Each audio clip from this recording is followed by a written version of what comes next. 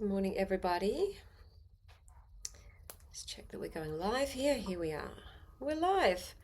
Good morning, everybody. Good to see you. Just give it a moment for everyone to find us. Okay, everyone, we are live. If you join us, come and give us a like and a love. Let me know that you're watching. Let me know if you're watching because I can't see if you're watching and who's watching. Anyway, welcome to today's live. Today I'm going to be talking about why weight loss can feel so hard, but how to make it easier if it is feeling hard for you. So welcome back. This is the Transform with Plants live podcast here inside Plant-Based Health and Weight Loss Support Group. If we haven't met before, if you're new to the group, I am Karen. I'm the Plant Power Coach, and I help people lose weight on a plant-based diet. So let's dive in today. So we're talking about the hard, how it can feel so hard, why it feels so hard, and how we can actually make the journey feel easier for ourselves. So if you have been feeling like it's hard, please comment below. Don't worry, I think we've all been there. I want you to feel seen and heard here. And these are some lessons that I learned for myself along the way, and some of the biggest lessons that I teach my clients too. Hey Cheryl, hey Kevin, hey Judy Ann, it's good to see you. Give us a like and a love if you're watching. Okay, so if weight loss has been feeling hard for you, I just want to let you know it's not because you are lazy, you are broken, you are weak, or that it's going to be hard for you forever, or that you're bad at consistency, you have no motivation.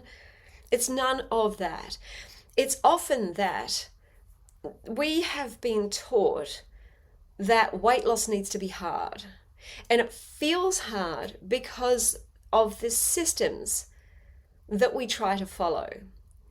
We follow the advice from the weight loss industry that tells us that weight loss needs to be about constant restriction, about white knuckling our way through it, white knuckling our way through hunger, obsessing over the perfection of food, like trying to do everything perfect. And that's what feels hard. And it feels like it's something that we can't keep up.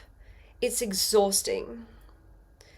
And no wonder we're continually on and off, on and off. It's like taking your hand and whacking it against the table and going, why does my hand hurt? Right? We're doing things that hurt. We're doing things that actually feel hard to our brain and to our nervous system. It's not that you don't want weight loss bad enough. It's just that your approach is not working with your psychology, with your brain, with your biology and your body. All right? So I'm not going to say here that change is ever going to be easy. It does require effort and work. But what we can do is make the journey feel easier. So when I was in my 20s, when I was struggling the most with my weight in my 20s, I thought that I needed to be perfect from the get-go. I was the start again Monday girl. I was I'm going to eat perfectly.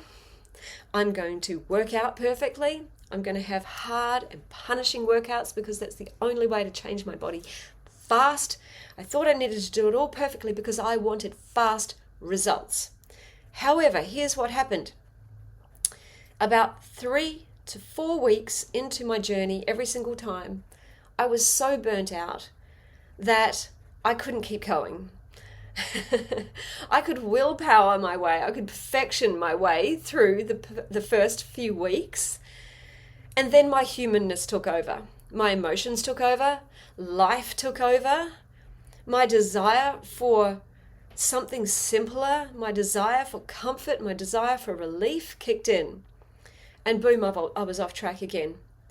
And this is how I see so many people approaching weight loss, as though it is something that they need to do all at once, out the gate, and be perfect and never slip up. I talk about this all the time. Slipping up does not mean, being perfect does not mean you will succeed. Allowing yourself to slip up and learning how to recover and move forwards is what will move you forwards. Most people approach their weight loss goals in this way. Like, they need to be perfect. They need to get it all right. They need to follow these prescribed rules. If they don't follow those rules exactly, then somehow they're going to fail. But I liken it like this. I liken it to this. It's like you are trying to learn 3 new languages and 5 new musical instruments, and you're also trying to learn how to fly a plane, and you're trying to write with your opposite hand as well. But you're not just learning all that stuff all at once. You are trying to be perfect at all of it, starting every Monday.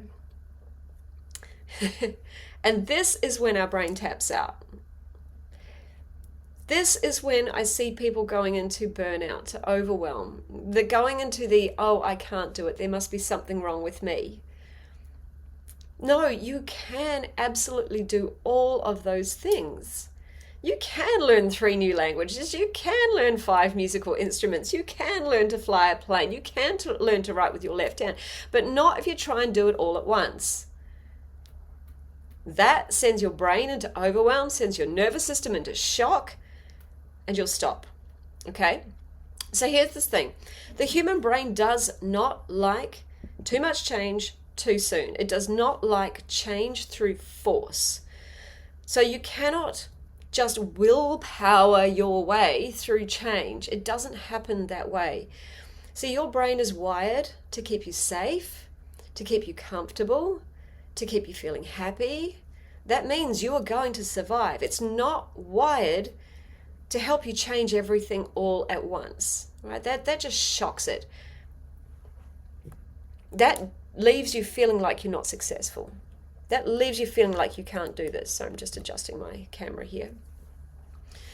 And it leaves your whole nervous system feeling like, oh my God, this is overwhelming. I can't do this. And when we feel overwhelmed, this is when procrastination kicks in. This is when we self-sabotage. This is when cravings, our cravings go up. We start to overeat again. This is when we start to avoid the things that we know will move us forwards. And this is when we actually have the desire to quit. Okay, so when change is too much, when it feels overwhelming, when it's too much too soon, when it feels even hard or punishing, your brain is going to resist. And that's not a failure. That's not a failure on your part. That's just your brain going, there is too much to cope with in here. I can't do this. I can't process this all at once. And this is, I see this showing up when people say things like, I know what to do, but I'm just not doing it. Or, I just can't seem to stick to it. I have some progress and then I'm off track again. I always fall off the wagon. Or they might say things like, weight loss is just hard for me. It's harder for me. When people say that, what I'm actually hearing is, I'm trying to do too many things all at once. I'm trying to change my whole life at once. I'm approaching it like I need to be perfect.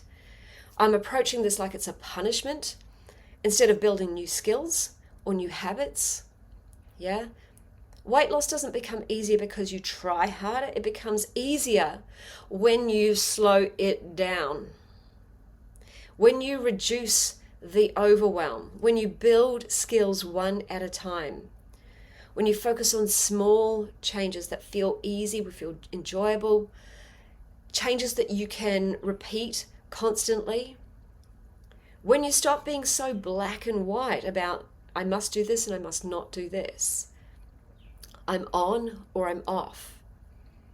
Yeah, consistency is always going to beat intensity and perfection, always. You don't need to do everything all at once. You don't need to change all of your habits all at once. You don't even need to change your whole plate, your whole diet all at once. You just need to focus on what is doable what is easy, what is enjoyable for you to start with. Build new skills and habits around that. Repeat it over and over and over, and then it becomes autopilot for you. And then you choose the next thing and keep going. So if you keep approaching weight loss with the belief that it has to be hard, you will make it hard.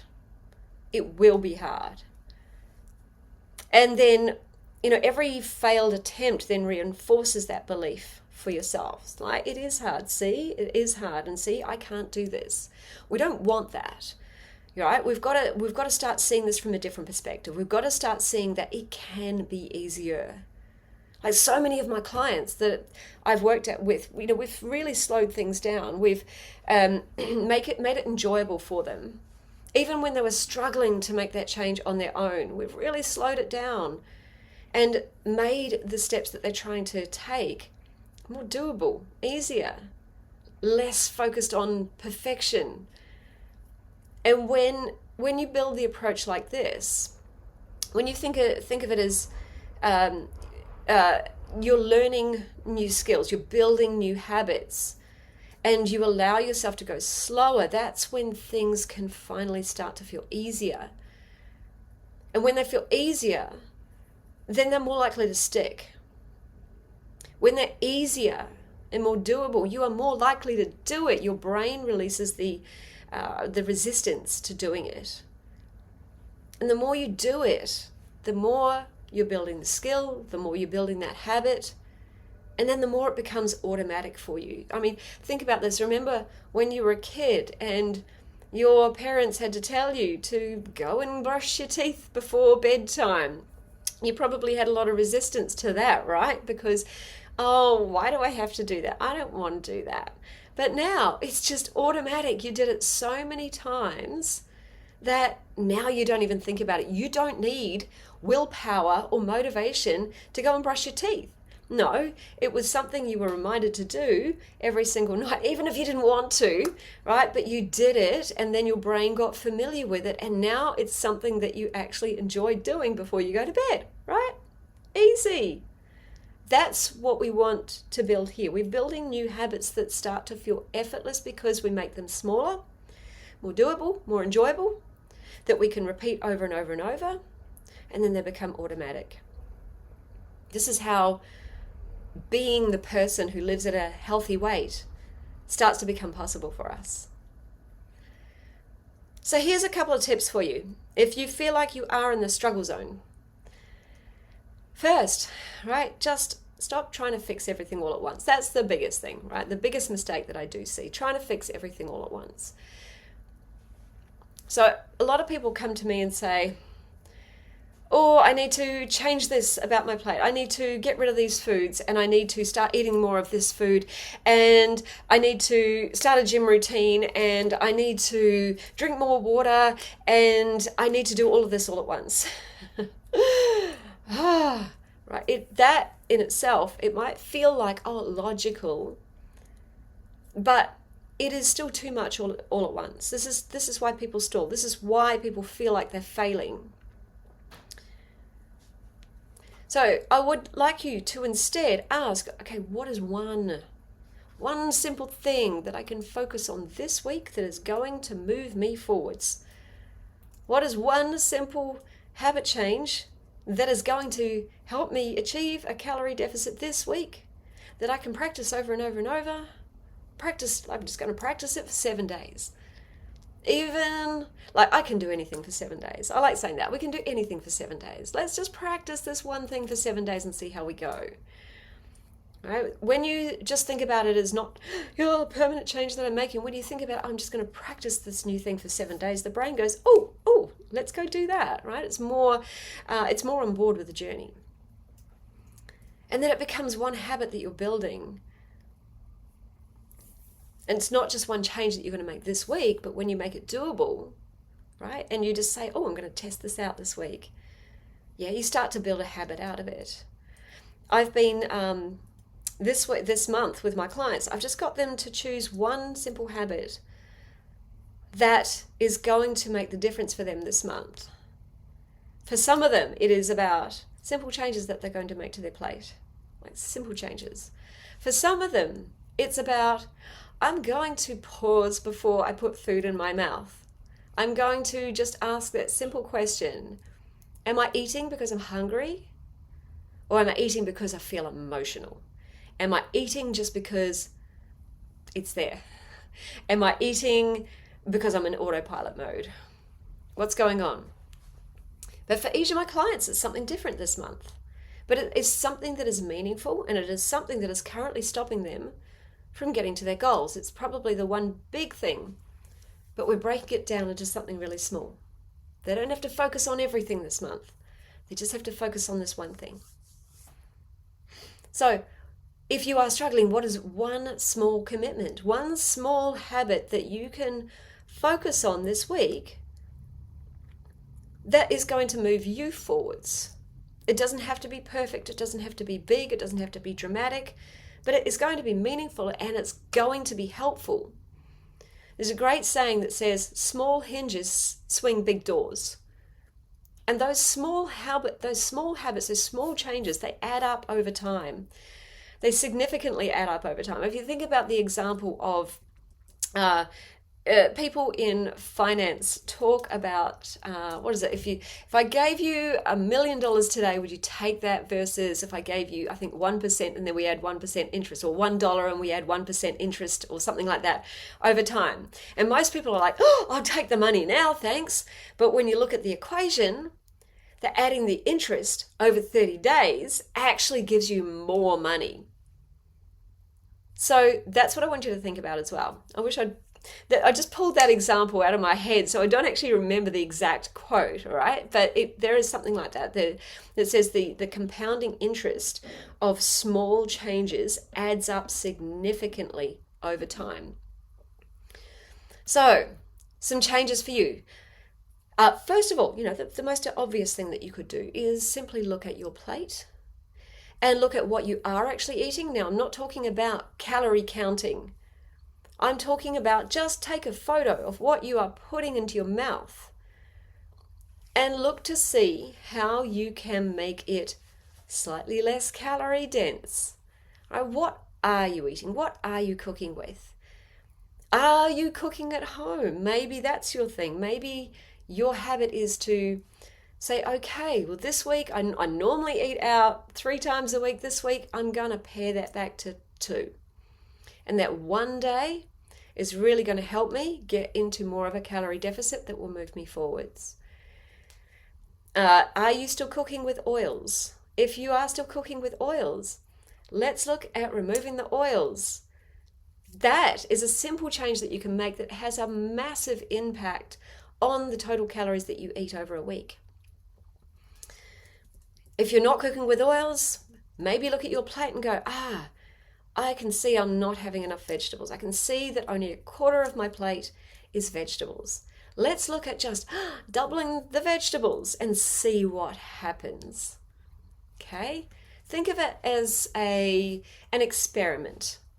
An experiment with your plate. Let's see what I can commit to for a week, not one meal, not one day. Let's look at what we can commit to for a week and see what happens. And look, if nothing happens to your results after that week, keep going with it. What happens if you keep going with that particular habit over time? Like I said, the interest compounds over time. Another habit that you can look at is paying attention to your hunger cues this week and starting to become consciously aware of the reasons why you're putting food in your mouth. And are you truly hungry when you eat? Now, I'm not looking for starvation here. I'm not looking for you to be excessively hungry, but am I really hungry when I eat? Or am I just eating food because it's there? Am I eating food because I'm bored? Or I'm stressed? Or I just had a fight with my partner? Or my boss is being an asshole? Start to pay attention to why you put food in your mouth. And are you truly hungry? Just put a pause between I feel like this urgent desire to eat, and put a pause between that and the actual act of eating. Am I truly hungry? Does my body actually need food? Did you know that 60 to 70% of most people's eating, on average, has nothing to do with hunger cues? That is a whopping amount of calories that we are eating extra that our body doesn't need. That can, if you tidy a lot of that stuff up, that can effortlessly get you into a calorie deficit without your plate even needing to look perfect. Okay, so pay attention. That can be something that you can practice this week. Slow down while you are actually eating. Breathe during eating. Chew your food properly. Did you know that most people chew their food 3 times and then swallow? Studies actually show that when we slow down our eating and we chew our food properly, it naturally activates our satiety hormones faster. We naturally eat less calories.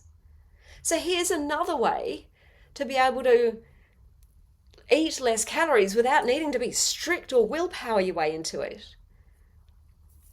Just slowing down, breathing, becoming a calm eater, chewing your food with intention, really tasting that food, really enjoying that food.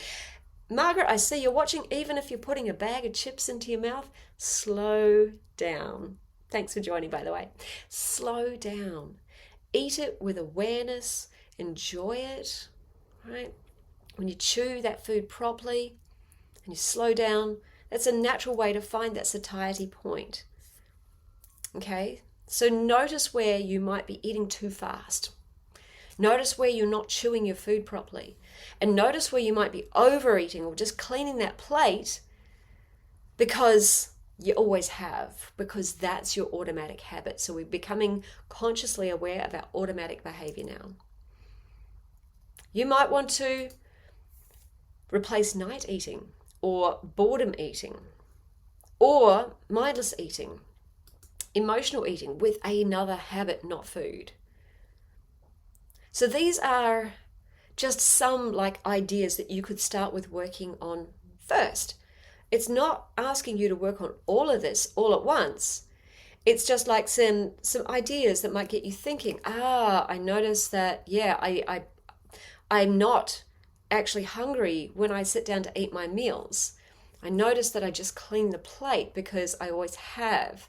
Okay, so maybe this week we're just going to pay attention to our hunger and our fullness cues and really ask, am I hungry and have I had enough? Or it could be like just refining what does go on your plate. Maybe now's the time to get rid of those oils, or maybe now's the time to increase those vegetables. Just choose one thing that you can practice that feels doable, that feels enjoyable, and that is going to meaningfully move you forwards. Now, if you would like a few other ideas, if you're not sure about calorie density, if you're not sure about, what to focus on, what foods to eat, that will help you achieve that calorie deficit in an easier way, just make sure you grab my weight loss guide. I have a comprehensive weight loss guide. I speak to the principle of calorie density and plate building. Again, I'm speaking principles here, not rules. I want to help you understand those principles so that you can make informed decisions, intelligent decisions about what you're putting on your plate. Plus, I also talk about the 5 other habits that help you lower those calories without starving yourself, without depriving yourself, without needing willpower. So many of these habits you may be doing already, but you may find somewhere where you can refine. You might find that little habit that you go, okay, why don't we make this little adjustment here, and then let's see what happens. Okay, so if you don't have my weight loss guide, just comment guide, and I'll make sure that you get that. Okay, this next tip is for you if you are stalled. If you've had some weight loss success already, and but your weight loss is stalled, okay?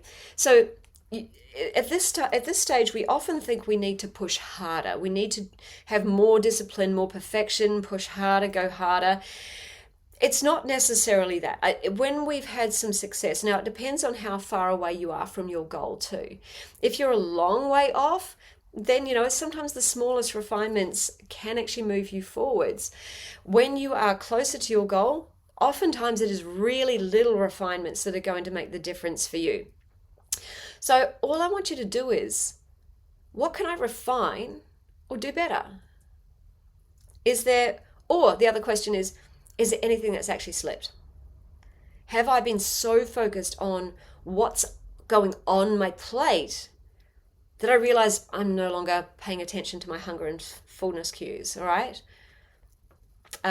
Or have I let some processed snacks come back in? Or have I not been focusing on my water, my hydration? And maybe that's why I'm eating more food, okay?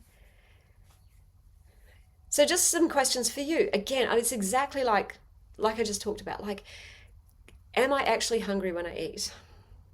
Or am I just now eating out of habit? Am I finishing at my true, comfortably satisfied point?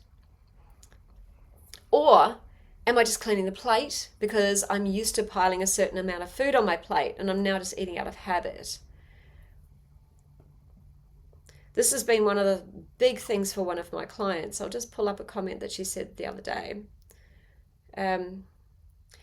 She said to me, every other program, advisor, book that I've used in the past focused on deprivation and control of the food.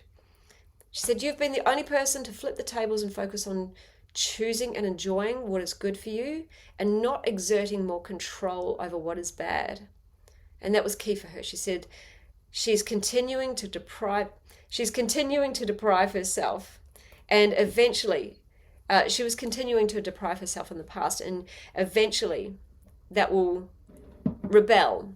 She would rebel against her deprivation. So I'm not teaching deprivation here. I'm teaching like little behaviors that you can adjust. And for my client, hers was about not getting perfect and depriving herself of all sorts of foods. It was about just asking the intentional question, am I actually hungry in this moment? Or am I just eating because it's habit? Have I had enough? Or am I just used to piling food on my plate because my mum used to serve great big portions to me and I just got used to eating that? And now it's a habit. Little habits like this can move you forwards. My client now is, I think she said 36 pounds down.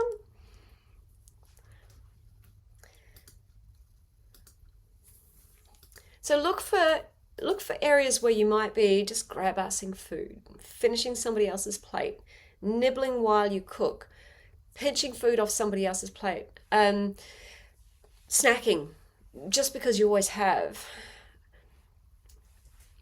Look for where things might have slipped in your healthy habits. Are my healthy habits consistent? Or do I have moments in my day or in my week that I can tidy up? I.e., like, do I have amazing consistency through my week and then I blow it all at the weekend because of my social life? Or do I do really, really well during the day and then my nighttime, I notice I'm sitting down and I'm just snacking on fruit all night? I might have changed from calorie-dense processed options to fruit, but I notice that I'm still using fruit. I'm still using food in the evening as a way to wind down. Okay, let's just work on that. It's little refinements that are going to move you forwards if your weight loss is stalled. If your weight loss has stalled, it doesn't mean that you're failing. It means that you are now effortlessly maintaining your new weight because you've built new habits to support that particular weight. And this is amazing, fabulous. The habits that you have built, they're now on autopilot, which is a great first step. Now it's time to get conscious again and start to make some more changes, start to notice where there is a little room for improvement, and just choosing the first thing to focus on and make that conscious effort to start building those changes into new habits, building new skills, building new habits. And that is how you will move forwards. Because if you want to go down on the scale, your body now needs less energy than you are putting into it. Just think of it like a heavier vehicle needs more fuel than a lighter vehicle. A Hummer or a Mack truck is going to need way more fuel than a Mini. So if you want to go from being a Mack truck to a Mini, you don't just take all that food, you don't just like deprive yourself of all the food and feed yourself like you're a Mini. No, you lower that ever so slightly. And when you lower that ever so slightly, your body then taps into your fat reserves, which is energy reserves, to top up the balance. And that is how you lower your body fat percentage. And then you just keep doing that bit by bit. Your weight loss will go through periods where it does. It periodically will stall because now you're eating enough energy to support your current weight. So stalling is normal. Periods where it doesn't move is normal. All we want to do now is just look at the habits. Okay, what can I refine to keep me moving forwards? Alrighty, tip number 3, and this is a big one for so many people. So let's come back to the live here.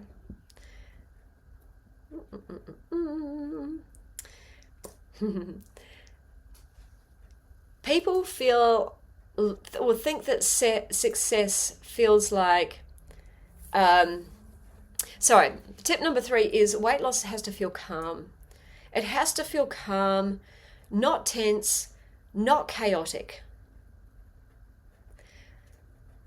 So a lot of people think that they need to push harder, they need to try harder, they need to try and hold it all together, willpower their way through it. That approach, as I've said, doesn't work long term. That is what jacks up your nervous system and has you feel like you're in fight or flight doing this, and we don't want that. So long-term success feels like, this feels doable. This feels enjoyable. This feels good. I can breathe. I can relax. I don't feel like I'm fighting myself all day.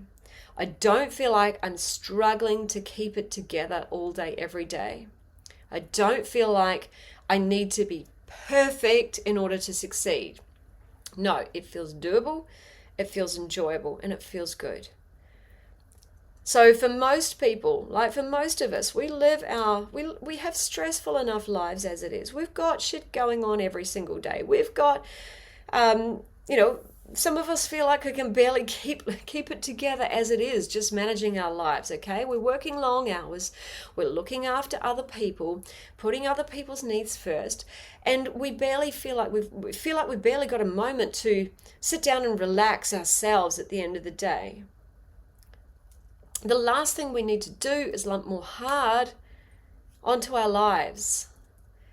And when we can learn how to make weight loss feel easier, when we can help ourselves feel calmer within the natural storm of our life, because life isn't going away. All the deadlines, your boss being an asshole, you're having fights with your partner or your kids or whatever, that's all going to still happen, right? When we can learn how to make ourselves feel calmer during the storm of our life, our stress levels, our cortisol, our adrenaline, these are not going to be so jacked up. And what will happen is you will naturally eat less food without forcing yourself to. Because suddenly we're not racing through the stress of our lives, chucking our meals down like there's no tomorrow. Things like cravings will calm down, because cravings are actually going to spike your hunger when you're stressed. You'll be able to build consistency. Your consistency will improve naturally because your executive functioning center, right, this smart prefrontal cortex that we have, stays more in control instead of our emergency center, the lower parts of our brain, our survival brain, taking over. That part of our brain just wants us to find immediate comfort and relief. Doesn't give a shit about our goals. So when we can make weight loss feel calmer, by learning how to calm ourselves naturally through the crazy of our life, but also by choosing things that are doable for us and not stressful, don't stress us out, we make better decisions. We naturally eat less food and cravings calm down. And this is how we get our brains to work with us and not against us. Okay, tip number 4 is where we want to focus on building skills, not rules. So rules sound like eat this food, don't eat that food. I can't eat that. I'm not allowed to eat that. I ate something I wasn't allowed to, therefore I blew it and I'm off track. Whereas building skills sounds like I'm learning how to build filling, satisfying meals that meet my nutrient needs while achieving a calorie deficit. Or I'm learning how to follow my hunger cues instead of being driven to eat from automatic habit, by my environment or my emotions. Or I'm learning how to recover from overeating. Or I'm learning how to keep going after a bad day. Or I'm learning how to nourish myself instead of punish myself. So rules are very black and white, and they create this rebellion. Like, it's like the inner teenager in us comes out, like that version of us who fought with our parents when our parents just said, no, you can't do that. I think about when I was a teenager, and this is actually what teenagers' brains go through. Like, it goes through this purposeful, rebellious part, because the brain is actually now starting to reorganize itself, new connections starting to be made, so that the child can actually start to become independent from the adult. And this is why teenagers, with all these changes in hormones, this is why teenagers start to rebel against parents. And so me in my teenage years, I wanted to, go and hang out with my girlfriends and go into town, and I wanted to go to hang out with boys and things like that. And my dad was so uncomfortable. Like, I was a little daddy's girl, and he was very uncomfortable about seeing his little girl grow up. And he would say things like, "You're not going out in that." And when I would ask to if I could go and see my friends, "No, you can't do that." And of course, my rebellious side would come out. "Why?" And he would just say, "Because I said so." And that just made my inner rebel come out even more, because it didn't make any logical sense to me as to why I had to do that or wasn't allowed to do that. And so when we create rules for ourselves around food as well, around our weight loss journey, what we're allowed to do, what we're not allowed to do, it's like that inner teenage version of us, that inner rebel comes out. And as much as we might want the goal, this is where we rebel against ourselves. Fuck you. You can't tell me what to do. Especially when we think that those rules are being driven by somebody else. So what we want to do instead is not set these hard and fast rules for ourselves, because we are going to rebel against ourselves. And instead we want to create new skills that build confidence. Focusing on building new skills and building new habits puts a different part of your brain in charge. So it's that executive functioning part of your brain that stays in charge, rather than the emotional teenager coming out and going, we don't want that part of us coming out. We know it's going to come out, but it's okay that it comes out. We just want to learn how to hear that part of us coming out, and just remind ourselves that that's actually not who we are. That's my inner teenage rebel coming out. So if I'm setting rules for myself that I feel like are black and white, how can I stop doing that? How can I work with my inner rebel? How can I work with my inner teenager to find a happy medium, a happy compromise? How can I think about this in a different way that doesn't make me feel like it's black and white? What am I telling myself I have to do? What am I telling myself I must do? And how can I turn that around to say, hey, we get to do this? And guess what? We're going to build this new skill over here. We're going to make this exciting change over here that's going to make us feel better. Oh my God. How can you turn that around and speak to that inner rebel in a way that gets them on board? Give them the why, like my dad never did. Why can't you do this? Not because it's going to put you in danger. Think about making that inner rebel excited to do this. Help them see the benefit of doing it instead of having them rebel against something that just feels hard. Okay. Does anyone have any questions, by the way? Thanks for tuning in today. So, just in summary, weight loss is not, and I'm not going to say it's an easy journey. It's not. You will need to build new skills. You will need to put in the work. However, there are ways that we can make this easy. We can make it more doable. We can stop making it feel so overwhelming. We can stop trying to do too much too soon.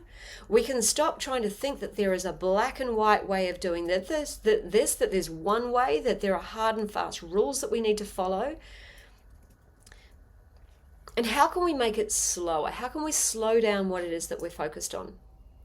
How can we focus on one thing at a time and build consistency over the one thing? How can we make it simpler and more enjoyable?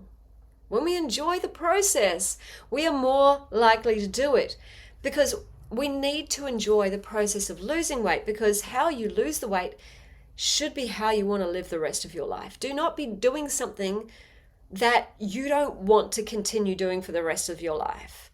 This is why I see restricting yourself of all of the foods that are, tasty to you. I do not agree with completely getting rid of nuts and avocado and things like that just to get you into a calorie deficit. No, there's some easier ways we can do this. You can still include nuts and avocado in your weight loss journey. You don't have to be so super strict unless, caveat here, unless you are trying to reverse a health condition that requires it. Always a caveat there. This is just for weight loss. You don't need to stick so hard and fast to rules like this. If you don't intend to never eat a nut or an avocado again in the rest of your life, don't remove it to lose weight, because you need to learn how much of that you can sustainably keep in your life and lose weight. Okay, so we want to make this journey enjoyable. We're not going to restrict ourselves to the end. That just feels like a freaking punishment that will have you on and off, on and off. We're going to make it enjoyable. We're going to make it simpler. We're going to make it calmer. And we're going to make it skill-based. That is how weight loss becomes sustainable long-term. You make small changes, and as they start to stick, you adjust again and keep moving. You build the skill of being able to make progress without perfection by taking smaller steps. You build trust with yourself that you can do this. You start to see your progress, and that motivates you to keep going. And then you build more trust that you can start to take bigger steps later on without falling over. You become better at doing the harder things. But we must make those changes easier first. Okay. And this is exactly why I'm running my next free 5-day weight loss challenge in January. Starts next week. This is not to give you more to do, but we're going to strip it back. I'm going to help you